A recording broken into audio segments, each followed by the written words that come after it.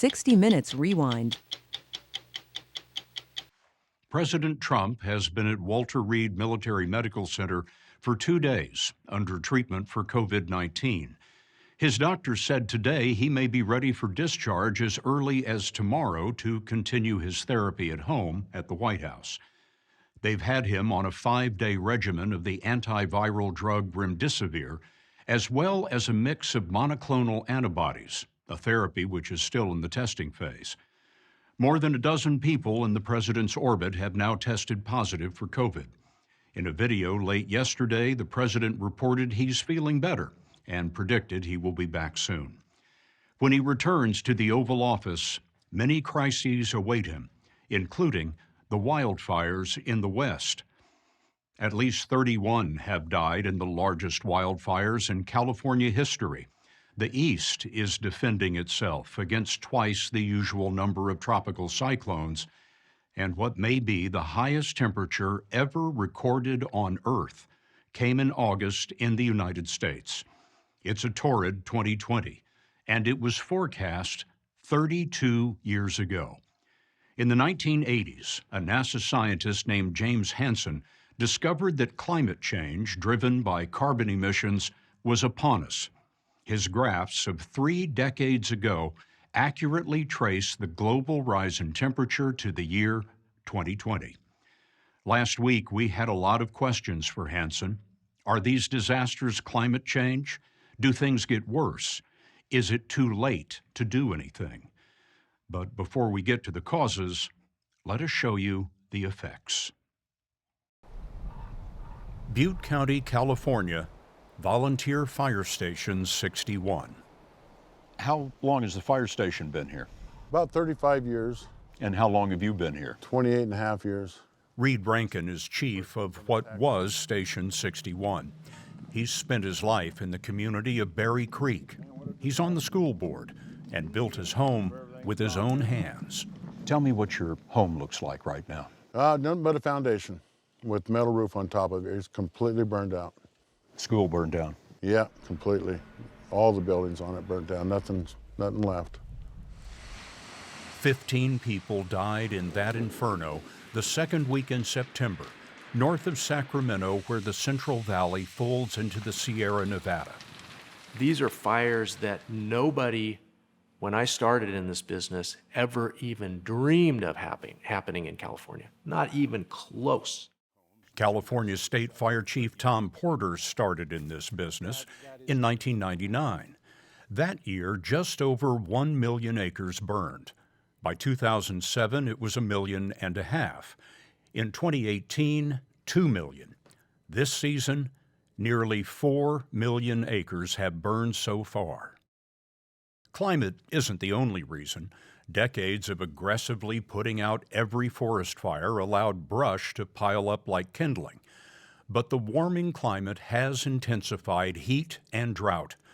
Chief Porter showed us the length of the fire lines he's defending right now would stretch from L.A. to New York. They talk about career fires.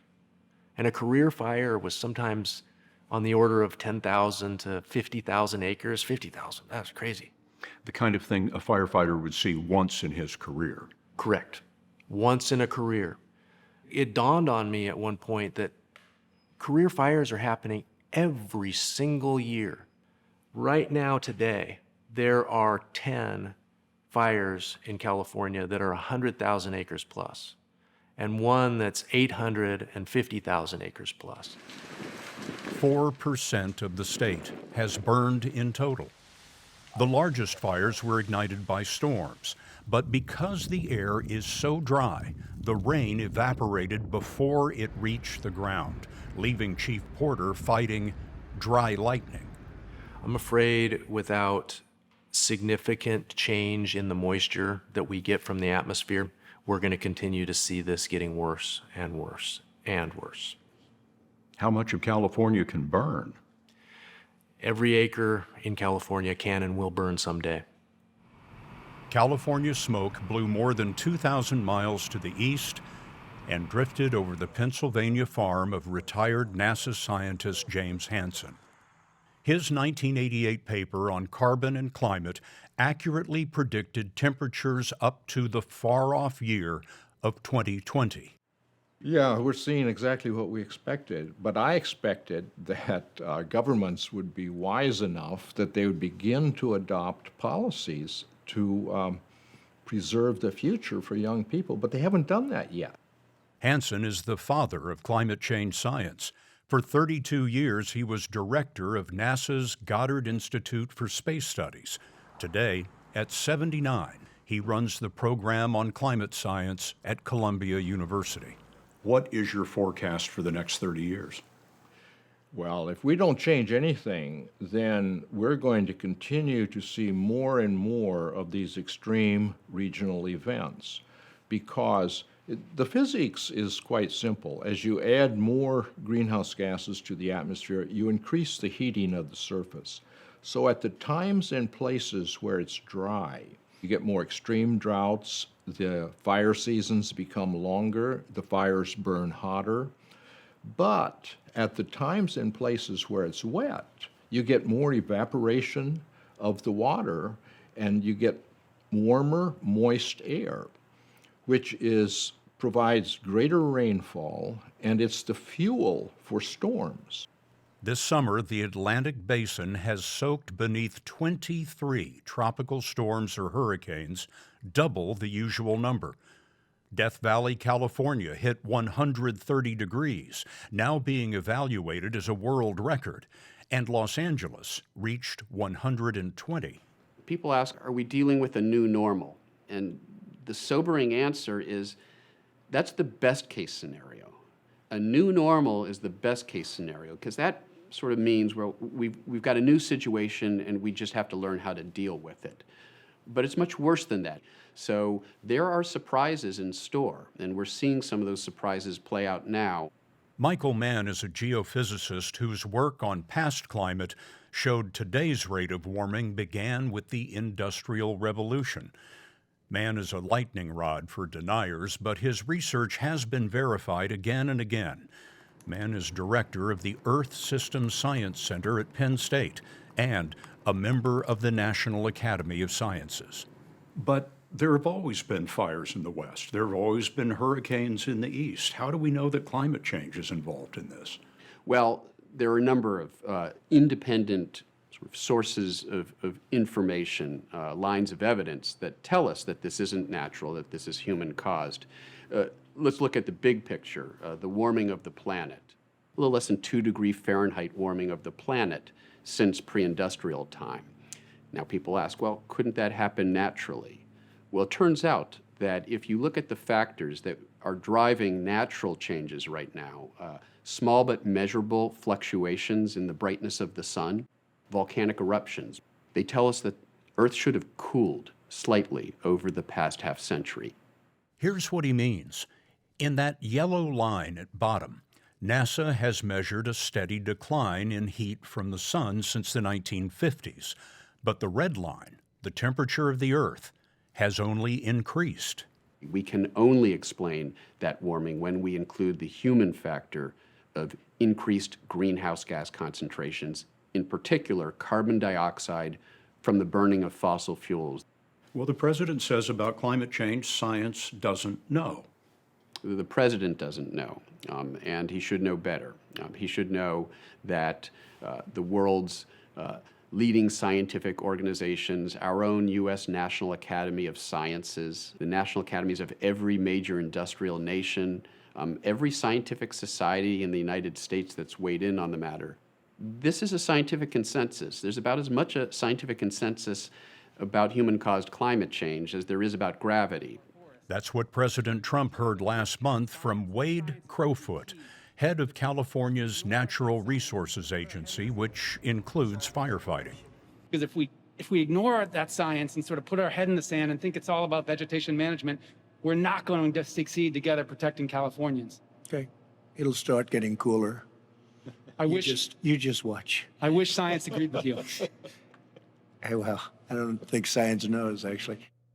Well, with respect, I think he's wrong, and he's on the wrong side of history. This is the unmasked Wade Crowfoot, who reminded us California emerged from a 5-year drought in 2016. In that drought, which we call the mega drought, hasn't happened at that level in 1,000 years. We experienced communities in California literally running out of water. And where California dried out is now the site of the largest single fire in state history, called the Creek Fire. So that's an existential challenge.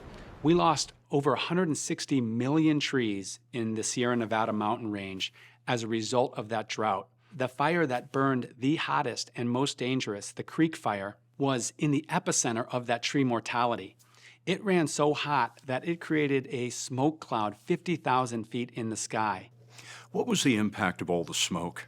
So consider this, 50 million Americans on the West Coast suffered through weeks of the worst air quality on the planet. You didn't have to live anywhere near the fires to be affected by them. Not at all. Throughout California, the smoke was so bad that our kids couldn't play outside, and folks were discouraged from even spending any time outdoors. The story will continue after this. I did my first climate story more than 20 years ago, and I remember at the time being told that there would be terrible fires and terrible hurricanes in 100 years, that this was a problem for our great-grandchildren. What changed? What we're finding is that many of these changes can happen faster than we thought they could. We didn't really expect to see substantial loss of ice from the two major continental ice sheets, the Greenland ice sheet and the Antarctic ice sheet. But now the satellite measurements and in situ measurements tell us that they're already losing ice. They're already beginning that process of collapse. It's already contributing to sea level rise, decades ahead of schedule. Still, geophysicist Michael Mann told us warming can be stopped. Oceans and forests would begin to absorb excess carbon in a matter of years if emissions, principally from coal-fired power plants, are reduced close to zero. Former NASA scientist James Hansen believes the way to do that is for governments to tax cheap fossil fuels to make them more expensive than clean alternatives.